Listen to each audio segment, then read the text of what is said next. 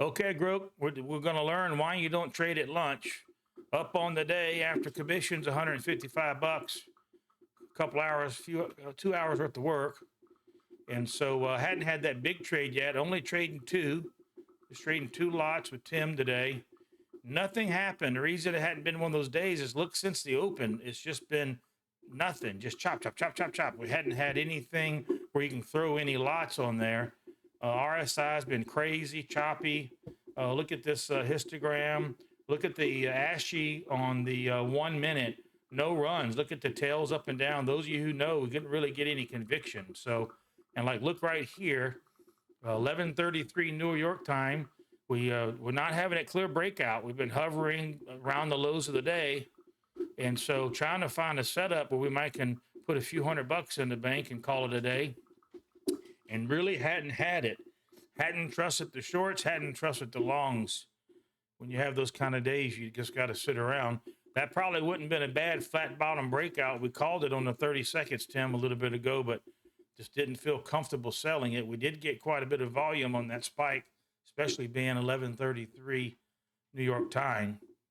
All right, let's see if the VWAP holds. We want to take a reversal here, Tim. Let's see what the volume's going to be. Let's just watch our volume here. We're watching our volume on heat map. Right now, advancers and decliners are the same. We're going to sell again. We're selling again. Selling again. So what do you call that when it goes up to VWAP above it a little bit, and then it retraces, just bouncing? It's just bouncing. It's just chopping around.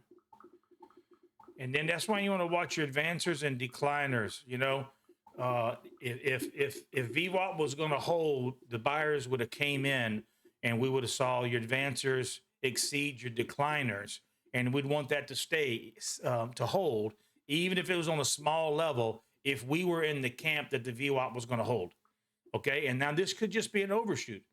Overshoots happen, you know. Look, overshoots happen. That could just be an overshoot, some profit taking, some short covering. Who knows? But now we want to watch and see if we get any volume to the upside. Watching our volume over on the book map. Watching our volume. Here comes 3 to 2. So we are getting a little volume. This could just be a bounce. Could be a bounce, like a bounce that's just going to immediately be negated. Let's see here. Watch our ASCII on 1 minute. Let's see if this was just a little profit-taking pullback back to VWAP. We see this all the time. This could be a good setup here. Watching the ASCII on 1 minute, we are getting a red doji, which does mean a reversal. We're getting a green histogram candle, which does mean a reversal. Got a traditional doji, which also means a possible reversal. Now we're waiting for volume from the Geiger counter. We're still at lunch, so we got to make sure that we really trust these things. Got to make sure we really trust it, Tim. Don't trust anything now sideways. And this also could be a bear flag developing. RSI is trying to tick down, crossing through that 46 level.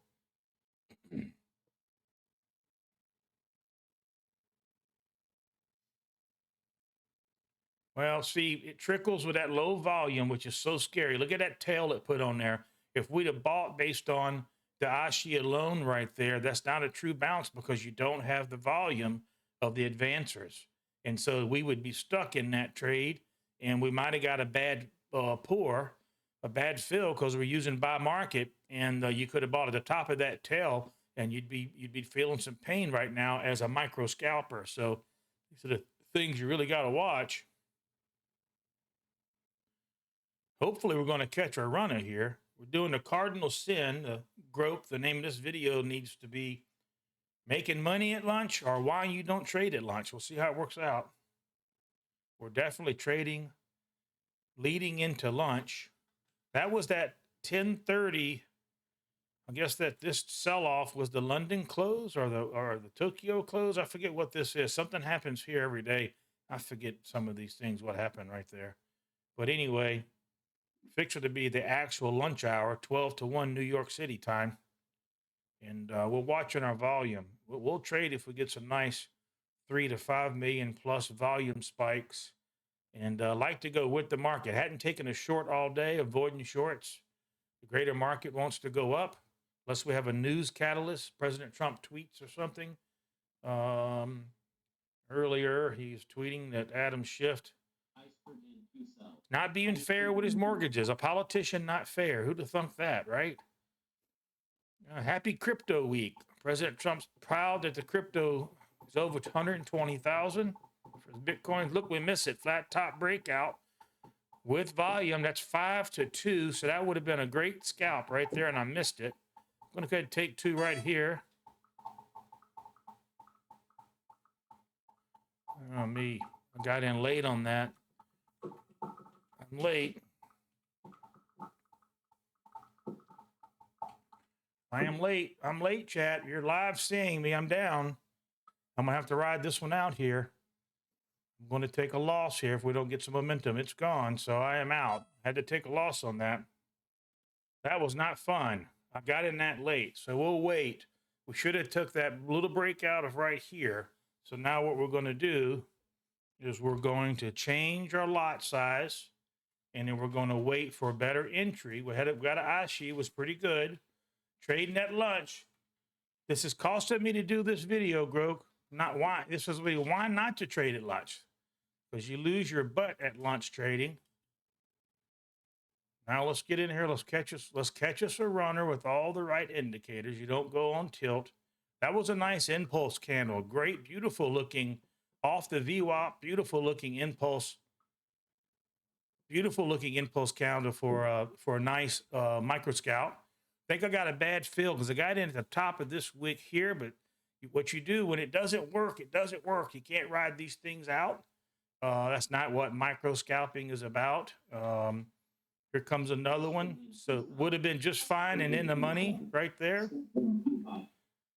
And so what we'll do, we'll just wait here. And we'll do this again in a second. Now we're just trading for fun. Gotta have the volume.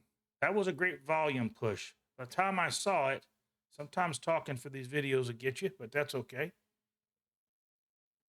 Now I like this though. Nice little bull flag for me here on the 30-second candle. We'll switch these to ones, give you a little more conviction. RSI is up there. So let's wait for this to see if we can get any momentum above this. Maybe we can run up to the top of this linear regression channel on the next trade. Gonna need some volume. We're going to need some volume here.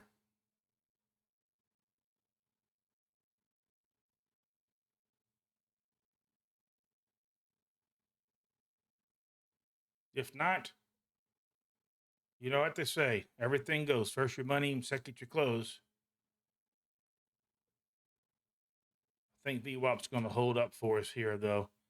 RSI, we're getting some green on the histogram. These bottom and top wicks, these bottom wicks, especially on the Ashi, probably is just the lunch chop. Probably need to sit on hands and make that loss up after lunch.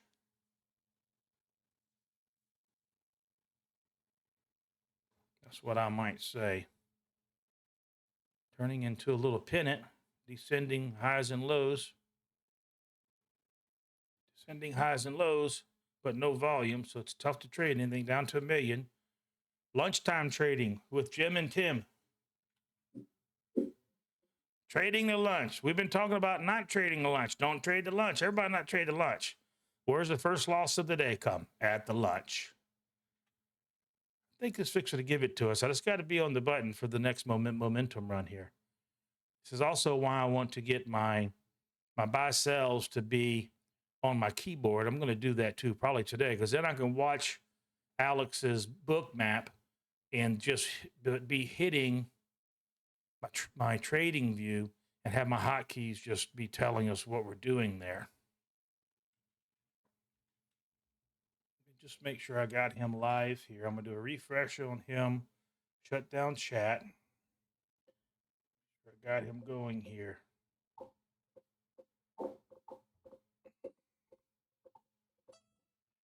Let's just see what we can do. So we can drift this thing up over here.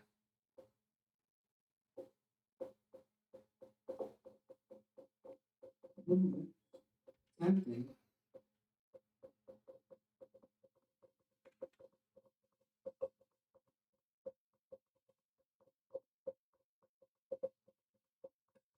Little Tom Dom. Did you get in early? I think I did. I think I did. We'll see. Oh, one. All right. See here. I got out only because the sound went away. I saw 170 on there.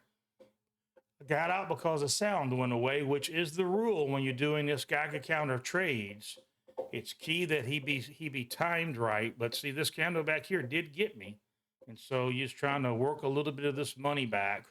I think that got us back to about where we were. So we're all good on the day here. Oh, I still lost a little bit there.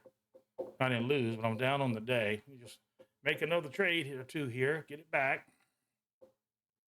All right, we got a top. Let's see if we're going to get a drop or break out to the top of that channel.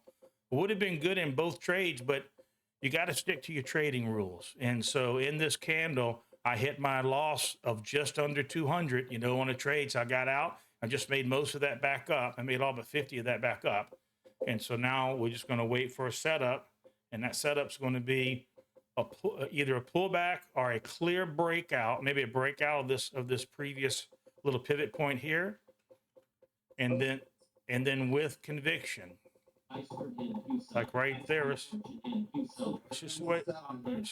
Yeah, let's just wait a second. It's a big push of the buyers real quick right there. Let's just see how we had a lot of. You got to be visual as well. We had a lot of buyers, but on the price action, it didn't mean we didn't have that push. So this area right here is created a lot of resistance. I guess basically it's that area right there. It's created some resistance. Went away fast.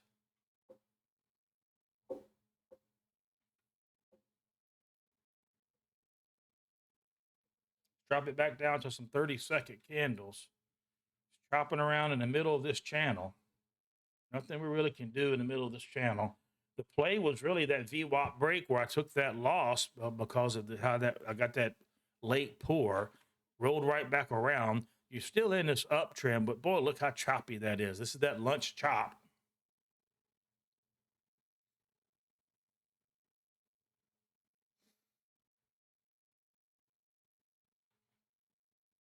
Well, 2 trades there. Leave some comments down below, like and subscribe. This is not advice. This is for entertainment. It's very risky. You just saw $170 loss and then $120 win, then 2 minutes of each other. And trading at lunch. Should not be trading at lunch. Probably shouldn't be trading after about 11:15.